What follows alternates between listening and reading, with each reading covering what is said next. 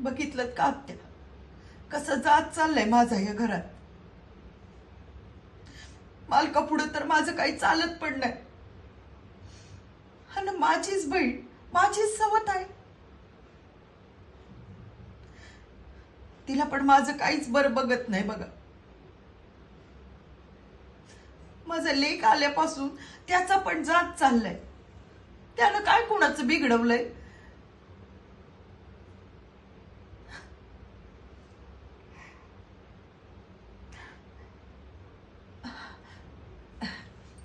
ये बाळा, ये. खाल्लंस का काय? तुला किती वेळा सांगितलंय खायचं प्यायचं वेळेवर म्हणून. आता आईकडे आलायस ना, आता बघ कसं तुला खायला प्यायला घालते.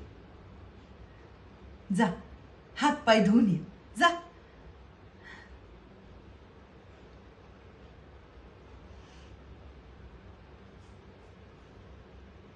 बघितलं ना आत्या,